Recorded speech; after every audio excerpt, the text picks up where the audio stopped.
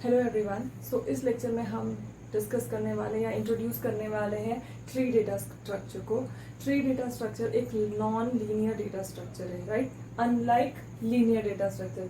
Linear data structure में जो data है वो सीक्वेंशियल या लीनियर मैनर में अरेंज होता है। For example array, right.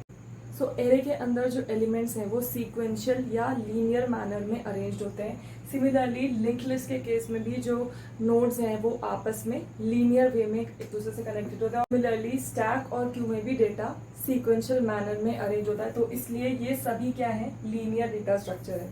अब बात करते हैं ट्री डेटा स्ट्रक्चर की। ट्री डेटा स्ट्रक्चर है वो एक नॉन लीनियर डेटा स्ट्रक्चर है, राइट।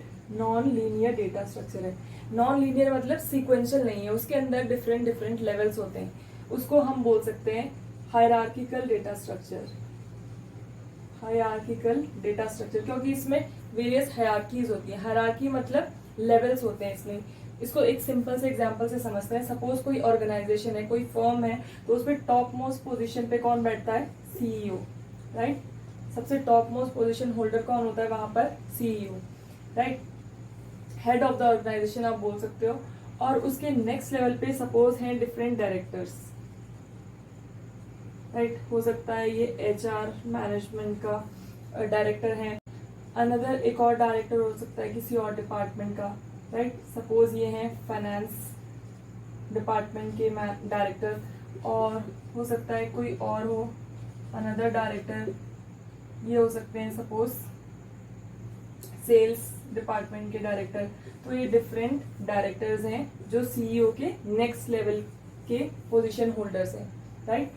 और इनके नीचे डिफरेंट मैनेजर्स हो सकते हैं, राइट। इनके नीचे डिफरेंट मैनेजर्स हो सकते हैं, मैनेजर 1, मैनेजर 2, मैनेजर 3, और इसी तरह से यहाँ पर भी, राइट, डिफरेंट मैनेजर्स हो सकते हैं, राइट। इसी तरह से यहाँ पर भी डिफरेंट मैनेजर। मैनेजर के नीचे सबऑर्डिनेट्स या असिस्टेंट मैनेजर, और उनके नीचे और भी उनके सबऑर्डिनेट्स हो सकते हैं। तो इस तरह से हायरार्की होती है। तो हायरार्की होने से मतलब क्या है, ये जो लोएस्ट लेवल के जो एम्प्लॉयज हैं वो कभी भी डायरेक्टली सीईओ को रिपोर्ट नहीं करेंगे, राइट। अगर उनको कोई प्रॉब्लम है तो वो अपने हायर लेवल के पास जाएंगे, और उनसे हायर लेवल वाले को अगर कोई प्रॉब्लम है तो वो अपने हायर लेवल वालों से डिस्कस करेंगे उसको। और जो सीईओ को रिपोर्ट करने वाले लोग हैं वो होंगे ये डायरेक्टर्स, राइट। जो भी प्रॉब्लम लेकर जाएंगे वो कौन लेकर जाएंगे, directors to the CEO, right. तो हमने यहाँ पर क्या किया है, डिफरेंट लेवल्स मेंटेन किए। ये एक अलग लेवल है, ये एक अलग लेवल है, ये एक अलग लेवल है, और इसके नीचे भी डिफरेंट लेवल्स हो सकते हैं। तो मेरे यहाँ समझाने का मतलब क्या है कि इसी को बोलते हैं हायरार्की, राइट। ये है हायरार्की, और इसी हायरार्की को मेंटेन करते हैं हम ट्री डेटा स्ट्रक्चर के अंदर भी, राइट। अब ट्री डेटा स्ट्रक्चर के अंदर इस हायरार्की को हम कैसे मेंटेन करते हैं वो हम डिस्कस करते हैं। यहाँ पर मैंने ट्री की एक शॉर्ट डेफिनेशन लिखी है, राइट, जो आपको समझने में हेल्प करेगी।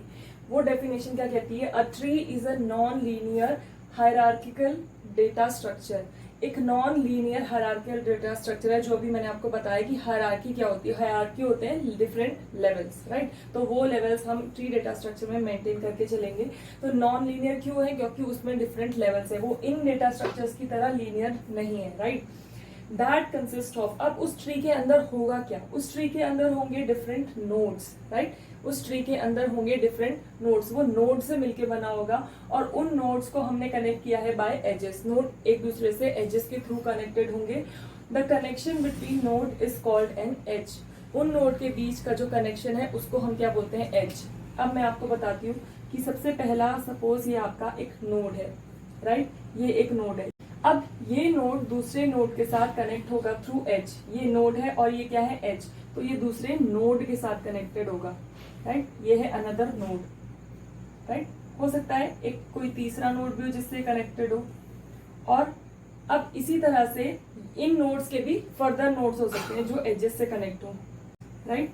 तो ये एक नोड है फर्दर, और एक नोड ये है, और इसी तरह से नोड्स आपस में एक दूसरे के साथ कनेक्टेड होंगे, और ये स्ट्रक्चर मिलके क्या बनाता है, एक ट्री बनाता है, राइट।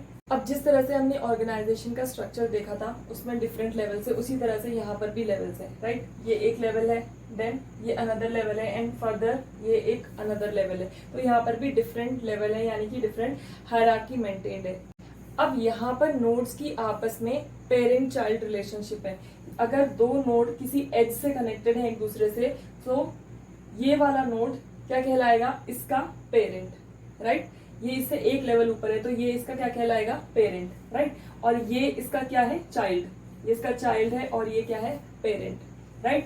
फर्दर ये इसका क्या है, ये इससे एक अनदर एज से कनेक्टेड है तो ये इसका इस वाले इन दोनों नोड्स में अगर हम बात करें तो ये वाला नोड इस नोड का क्या कहलाएगा, पेरेंट, और ये क्या कहलाएगा, चाइल्ड, राइट। और इसी तरह से अगर फर्दर आप इसको किसी दूसरे नोड से कनेक्ट करते हो तब ये क्या बन जाएगा, उस नोड का पेरेंट, राइट। और वो वाला नोड क्या होगा, इसका चाइल्ड। तो इस तरह से पेरेंट चाइल्ड रिलेशनशिप मेंटेन होती है। ये वाला नोड जिसका कोई फर्दर पेरेंट नहीं है, राइट। इस वाले नोड को अगर आप देखें तो यहाँ पर इसका कोई पेरेंट नहीं है, तो इस नोड को हम क्या बोलते हैं, रूट नोड, राइट। इसको क्या बुलाते हैं हम, रूट नोड। तो इस स्ट्रक्चर को अगर आप देखें, अगर कोई ट्री है, राइट, ट्री इस तरह से होता है, यहाँ पर उसकी क्या होती है, रूट्स। तो अगर आप इस ट्री को अपसाइड डाउन कर दो तो रूट कहाँ चले जाएंगी, ऊपर, राइट। तो रूट यहाँ चल जाएंगी एंड देन उसकी क्या आती है, ब्रांचेस आती है, एंड लास्ट में क्या आती है, लीव्स, राइट। तो ये एक ट्री का स्ट्रक्चर ले लेगा जो कि अपसाइड डाउन है। ट्री को हमने अपसाइड डाउन किया है क्योंकि यहाँ पर रूट क्या है, ऊपर की साइड हमने शो की हुई है, राइट।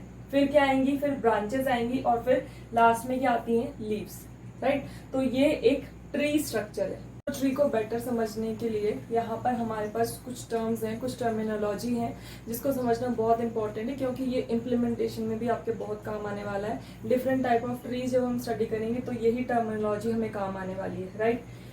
सबसे पहले हमें ये समझना जरूरी है कि जो ट्री है, राइट, जो हम ट्री यहाँ पर ट्री डेटा स्ट्रक्चर जिसको हम पढ़ रहे हैं यहाँ पर, वो क्या है, यूनी डायरेक्शनल है। उसका फ्लो या उसका डायरेक्शन एक तरफ है, राइट। अगर आप यहाँ से देखिए तो ये क्या है, पेरेंट नोड है इन दोनों नोड्स के लिए, तो पेरेंट टू चाइल्ड फ्लो हो रहा है ये, राइट। अगर इसको आप पेरेंट मान के चले तो ये पेरेंट टू चाइल्ड फ्लो हो रहा है, राइट। तो ये रूट से डाउनवर्ड्स जा रहा है, जो आपका फ्लो है वो यूनी डायरेक्शन मतलब एक डायरेक्शन में जा रहा है, फ्रॉम पेरेंट टू चाइल्ड। वो रूट से स्टार्ट होते हुए नीचे की तरफ जा रहा है, राइट। तो एक डायरेक्शन में आप चल रहे हो from parent to child, right.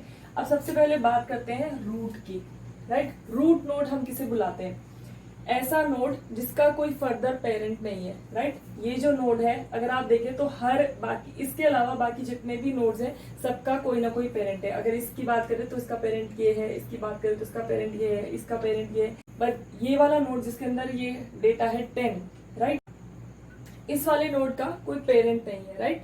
तो इस नोड को हम क्या बुलाते हैं, रूट नोड, राइट। ये क्या है हमारा, रूट नोड। अब हमने ट्री को क्या बोला, it is a collection of node connected by edges. ये क्या है, एजेस, राइट। ये क्या है, एजेस है, और ये क्या है, नोड्स। नोड्स के अंदर हम क्या करेंगे, डेटा को स्टोर करेंगे, just like link list. Link list के अंदर भी हमारे पास नोड होता था। नोड के दो पार्ट्स होते थे, डेटा एंड एड्रेस। तो यहाँ पर भी जो नोड है उसके अंदर हम डेटा को रखेंगे, राइट। ये 10 क्या है, इस नोड का डेटा है। ये 22 क्या है, इस नोड के अंदर जो डेटा कंटेंट है वो है। इसी तरह से 30 क्या है, ये भी डेटा है, राइट। तो डेटा आपका किसी भी टाइप का हो सकता है, उसका डेटा टाइप कुछ भी हो सकता है, कैरेक्टर हो सकता है, इंटीजर हो सकता है, फ्लोट हो सकता है, जो भी आप लेना चाहो, राइट। तो हर नोड के अंदर कुछ ना कुछ हम डेटा स्टोर करेंगे, राइट। नोड किस लिए हम यूज कर रहे हैं, फॉर स्टोरिंग द डेटा। तो ये वाले नोड की हम बात कर रहे थे, जो टॉप नोड है, राइट, जिसका फर्दर कोई पेरेंट नहीं है, उसको हम क्या बुलाते हैं, रूट नोड। ऐसा नोड, ट्री का ऐसा नोड या वो वाला नोड जिसमें जिसका पेरेंट नोड नहीं है, उसको हम बुलाएंगे रूट नोड, राइट। अब बात करते हैं चाइल्ड नोड की, राइट। हमने एक टर्म सुनी होगी, सक्सेसर एंड प्रेडिसेसर। सक्सेसर मतलब जो बाद में आने वाला है, राइट, और प्रेडिसेसर मतलब पहले आने वाला। अगर मैं नंबर 2 और 3 की बात करूं तो 3 जो है वो 2 का सक्सेसर है, राइट, और 2 क्या है, 3 का प्रेडिसेसर है। तो इसका अगर आप ऑर्डर देखो तो पहले ये वाला नोड है और फिर ये वाला नोड है, क्योंकि फ्लो इस नोड से इस तरफ जा रहा है। तो पहले कौन सा नोड है, ये। तो जो पहले नोड है यानी कि तो इमीडिएट प्रेडिसेसर है, राइट। जो जस्ट पहले आने वाला नोड है वो नोड क्या होता है, पेरेंट। तो ये वाला नोड क्या है, पेरेंट नोड, इन दोनों नोड्स की बात करें तो इन दोनों नोड्स में ये वाला पेरेंट नोड है और ये वाला चाइल्ड नोड है, राइट। और ये वाला नोड भी इस पेरेंट नोड का चाइल्ड है। अगर मैं बात करूं इन दोनों नोड्स की 18 एंड 62 जिसके अंदर वैल्यू है, तो 18 क्या है इस केस में, पेरेंट नोड, और ये क्या है, चाइल्ड नोड, राइट। तो इसी तरह से अगर मैं इन दोनों नोड्स की बात करूं तो ये क्या है, पेरेंट नोड, और ये क्या है, चाइल्ड नोड।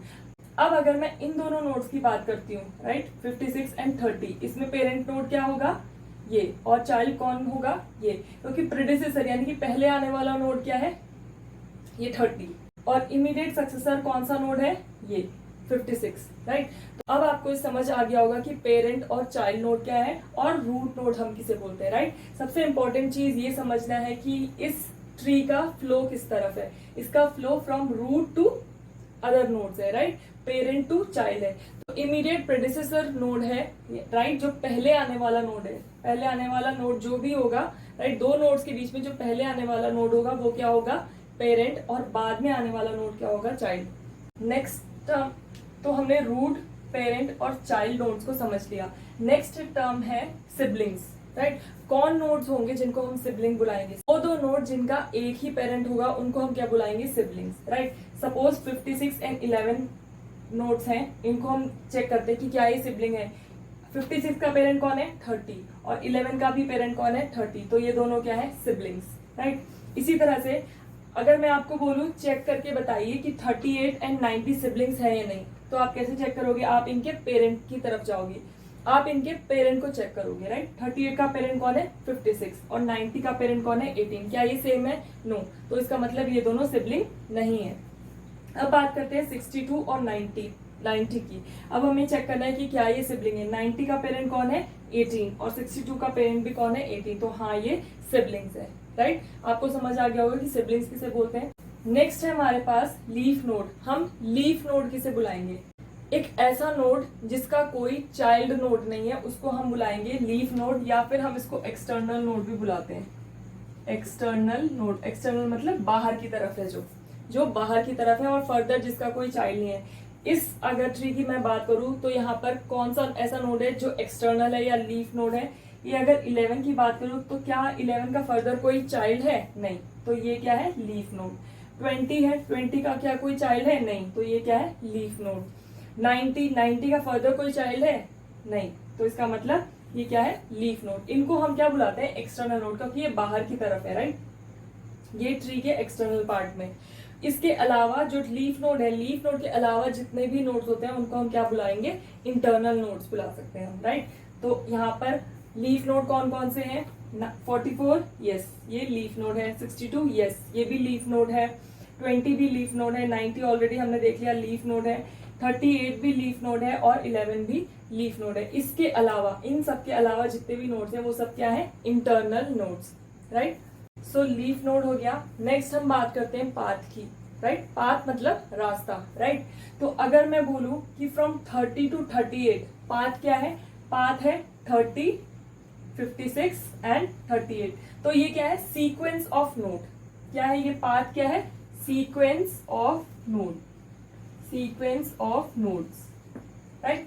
और सीक्वेंस कहां से कहां रहेगी, पेरेंट से चाइल्ड की तरफ रहेगी, कभी भी चाइल्ड से पेरेंट की तरफ नहीं रहेगी। अगर मैं आपको बोलूं 30 से 38 के बीच का पाथ बताओ तो आप 38, 56, 30 नहीं बताओगे, आप क्या बताओगे, 30, देन 56 एंड 38, क्योंकि डायरेक्शन क्या है, डायरेक्शन पेरेंट टू चाइल्ड है। तो आप हमेशा पाथ कैसे बताओगे, पेरेंट टू चाइल्ड, पेरेंट से चाइल्ड की तरफ, राइट। और अगर मैं बात करूं पाथ लेंथ की, पाथ हो गया, पाथ लेंथ का मतलब है इस पाथ में, राइट, 30 टू 38 आने के लिए कितनी नंबर ऑफ एजेस है, 1, 2, तो पाथ लेंथ कितनी हुई, number of edges in this path.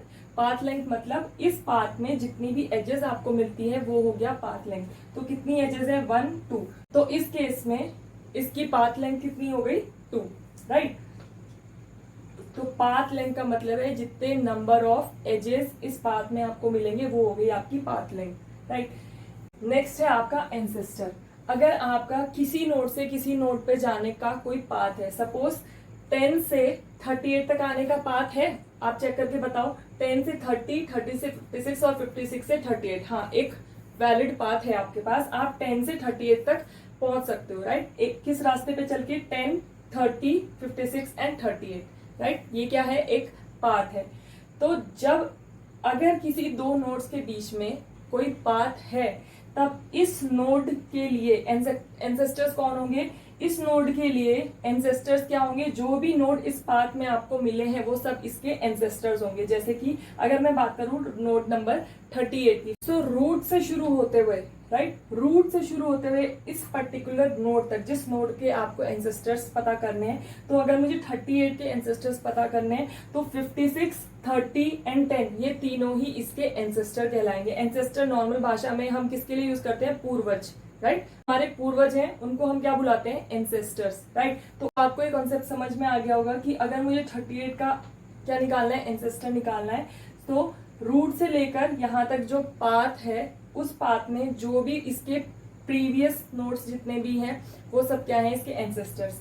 अगर मैं बात करूं इस नोड 90 की, राइट, 90 तक मैं कैसे पहुंच सकती हूँ, starting from the root 10, 22, 18 and 90, यही पाथ है 90 तक पहुंचने का फ्रॉम रूट।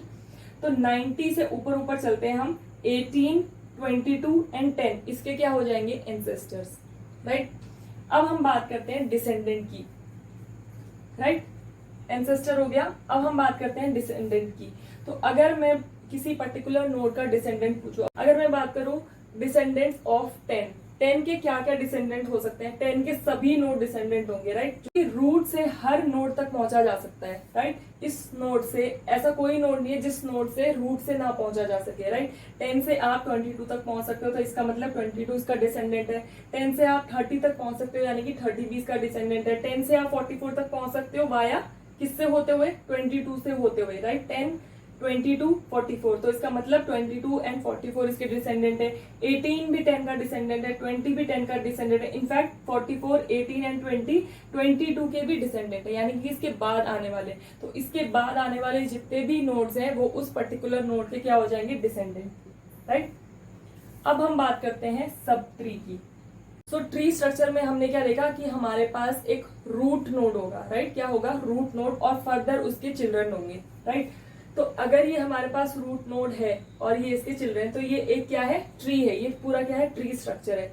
अब अगर मैं बात करूं इस नोड की 22 की, राइट, इस 22 नोड के जितने भी डिसेंडेंट हैं, राइट, 22 के डिसेंडेंट क्या क्या होंगे, जो भी इसके बिलो आएंगे, राइट, 44, 18, 20, 62, 90, तो नोड प्लस उसके जितने भी डिसेंडेंट है उनको मिला के क्या बनता है, एक सब ट्री। अगर आप यहाँ देखें, ये भी एक क्या है, ट्री स्ट्रक्चर है। इसके इस सब ट्री के लिए रूट कौन है, 22, राइट, रूट कौन है, 22, और बाकी क्या है, इसके डिसेंडेंट है। तो कोई पर्टिकुलर नोड प्लस उसके डिसेंडेंट्स क्या कहलाते हैं, एक सब ट्री। तो आप सब ट्री को क्या बोल सकते हो, a node plus it's descendants, right. अगर कोई नोड है, नोड और उसके प्लस उसके डिसेंडेंट्स क्या कहलाएंगे, एक सब ट्री, राइट। अगर मैं इस नोड को कंसीडर करूं, दैट इज 30, तो 30 प्लस इसके डिसेंडेंट, कौन कौन है इसके डिसेंडेंट, 56, 11 एंड 38, तो ये भी क्या है, एक सब ट्री है, राइट, जिसका रूट कौन है, 30। तो आप बात करते हैं 56 की, 56 प्लस ये 38 क्या है, एक सब ट्री है, एक नोड प्लस उसके डिसेंडेंट, दैट इज 38, ये भी एक सब ट्री अपने आप में। तो आप क्लियरली देख सकते हो कि एक ट्री डिफरेंट सब ट्री से मिलकर बना है, राइट। ये एक कंप्लीट ट्री है जो अलग अलग सब ट्री से मिलकर ही बना है, राइट। सो नेक्स्ट टर्म है हमारे पास हाइट, राइट। अगर ये एक ट्री है, राइट, इस ट्री की जो हाइट है वो आप कैसे नापोगे, लीव्स की तरफ, राइट, जो भी उसकी टॉलेस्ट लीफ होगी जहां पर भी उतनी उसकी ऊंची हाइट होगी, राइट। इस नोड की हाइट है लेंथ ऑफ लॉन्गेस्ट पाथ, तो इस नोड से किसी लीफ नोड तक पहुंचने का जो भी लॉन्गेस्ट पाथ होगा वही होगी इसकी हाइट। अब ये वाला जो नोड है, इस वाले नोड से दो लीफ नोड तक पहुंचा जा सकता है, एक है ये और एक है ये, राइट। अब हम फाइंड करेंगे लॉन्गेस्ट पाथ, सबसे लंबा रास्ता कौन सा है, सबसे लंबा रास्ता है 30, 56 एंड 38, राइट। ये सबसे लंबा पाथ है, हमने देख लिया। अब ये फाइंड करते हैं इस पाथ की लेंथ, इसकी लेंथ कितनी है, 1 एंड 2, क्योंकि इसमें दो एजेस है, लेंथ ऑफ द पाथ क्या है कि उस पाथ में कितनी एजेस आती है, तो इस पाथ की लेंथ कितनी है 2। तो इसका मतलब जो ये नोड है 30, इसकी हाइट कितनी है 2, राइट। हाइट कितनी है 2, तो हाइट हम टूवर्ड्स लीफ नोड काउंट करते हैं।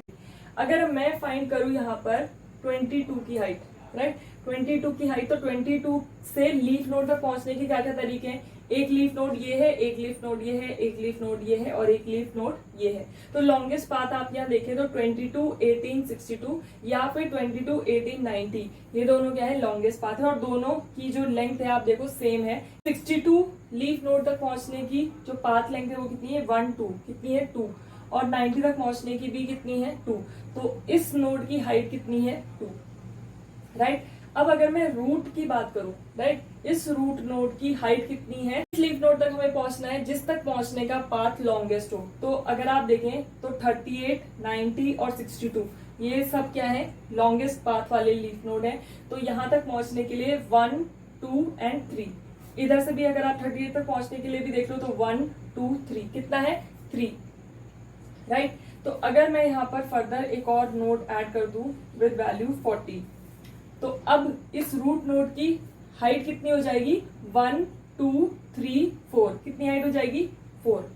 अब इस रूट नोड की हाइट कितनी हो चुकी है 4। तो किसी पर्टिकुलर ट्री की जो हाइट होती है वो वही होती है जो उसके रूट नोड की हाइट होती है, राइट।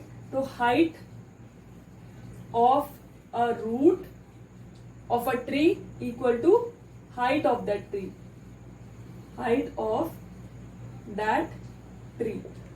जो उसके रूट नोड की हाइट होगी वही उस ट्री की भी हाइट होगी, राइट।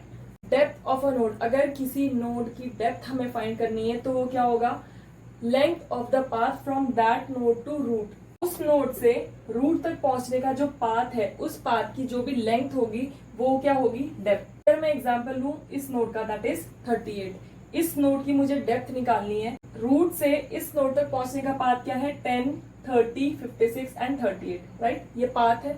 अब इस पाथ की लेंथ क्या है 1, 2, 3, कितनी है जैसे इसमें 3, तो इसकी जो डेप्थ है वो कितनी है 3। Depth of 38 is 3।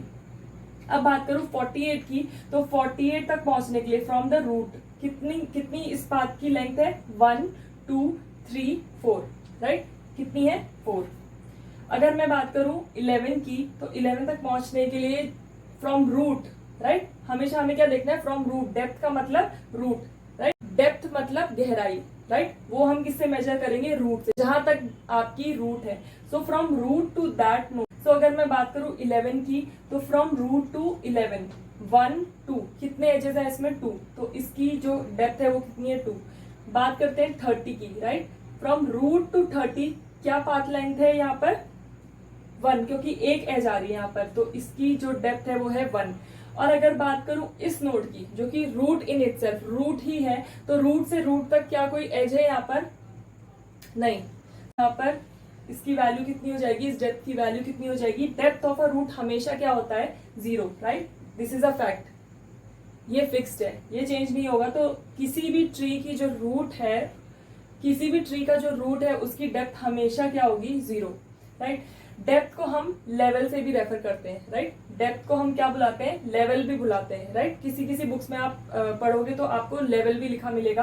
अगर आप ध्यान से देखो तो ये क्या है डिफरेंट लेवल्स हैं, राइट। इस रूट नोड का लेवल या डेप्थ कितनी है 0। 22 एंड 30 सेम लेवल या सेम डेप्थ पे दैट इज 1। 44, 18, 20, 56 एंड 11 इन सभी की डेप्थ कितनी है 2। 62, 90, 38 इन सभी की डेप्थ कितनी है 3 एंड 40 की डेप्थ कितनी है 4, राइट। तो इनके डिफरेंट डिफरेंट क्या है लेवल्स, इसी को हम बोलते हैं हायरार्की, राइट। यही होती है हायरार्की जो ट्री के अंदर मेंटेन होती है। और हमेशा जो क्या होगा पेरेंट नोड होगा उसकी डेप्थ या लेवल एक कम होगा उसके चाइल्ड से। अगर मैं इस चाइल्ड की बात करूं दैट इज 11, राइट, इसकी डेप्थ कितनी है या लेवल कितना है 2। इसका जो पेरेंट है उसका जो लेवल है एक कम होगा इससे, यानी कि इसका पेरेंट कौन है 30, तो इसका लेवल आप देखो तो कितना है 1, तो 2 - 1 दैट इज द डेप्थ या लेवल ऑफ इट्स पेरेंट। इसके पेरेंट का जो डेप्थ या लेवल होगा वो इससे एक कम होगा, राइट। या आप कह सकते हो चाइल्ड का पेरेंट से जो लेवल है वो एक ज्यादा होगा, राइट।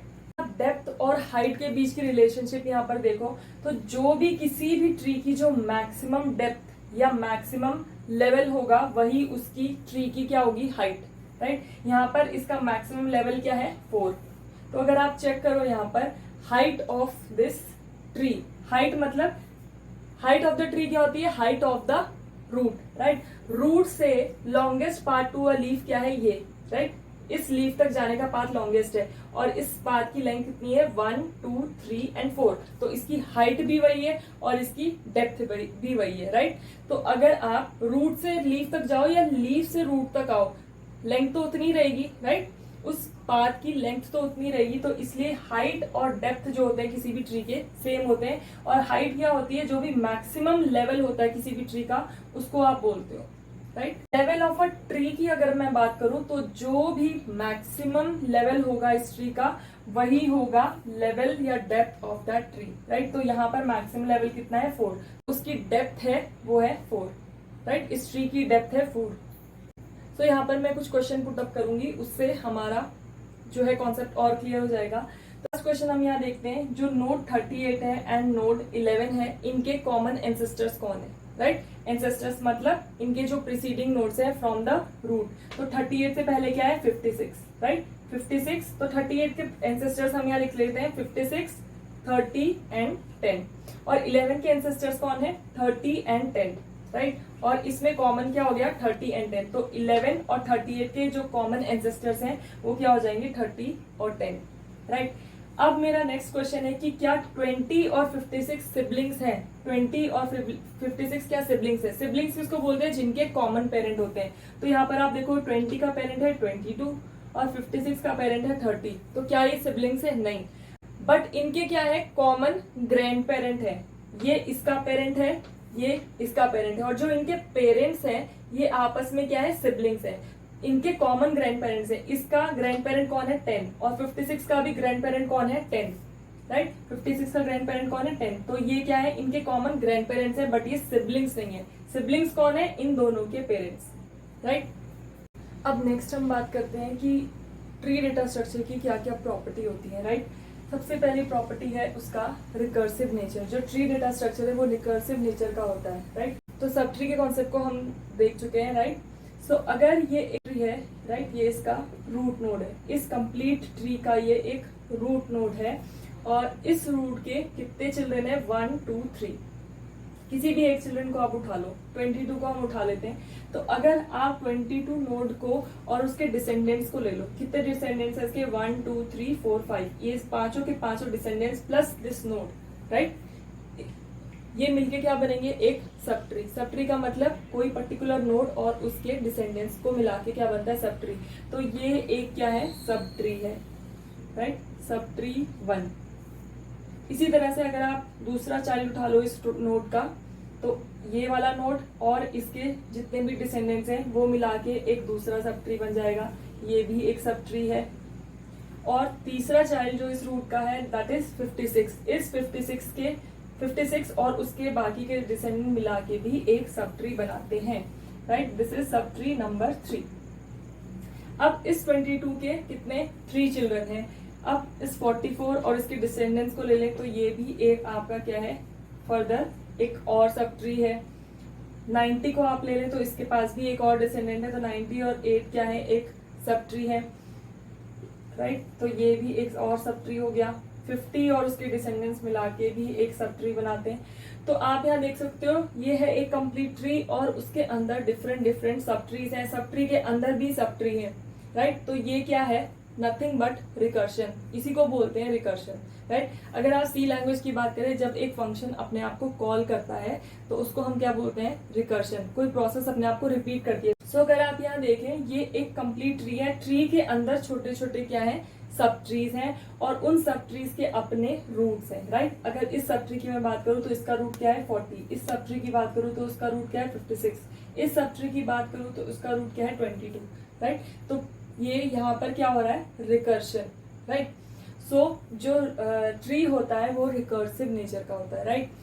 अब नेक्स्ट प्रॉपर्टी इसकी क्या है, if there are n nodes, अगर आपके किसी ट्री में n नंबर ऑफ नोड्स हैं तो उसके अंदर एग्जैक्टली n-1 एजेस होंगी। हम काउंट करके देख लेते हैं इसके अंदर कितने नोड्स हैं। 1 2 3 4 5 6 7 8 9 10 11 12 13 14 15 16, राइट। कितने नोड्स हैं, 16 नोड्स हैं हमारे पास। अब हम काउंट करेंगे इनकी एजेस, 1 2 3 4 5 6 7 8 9 10 11 12 13 14 एंड 15। कितनी एजेस आई है, 15, that is n-16 - 1 that is 15, right. अगर आप किसी ट्री की बात करो, अगर उसके अंदर n नोड्स है तो उसके अंदर एग्जैक्टली n-1 एजेस होंगी।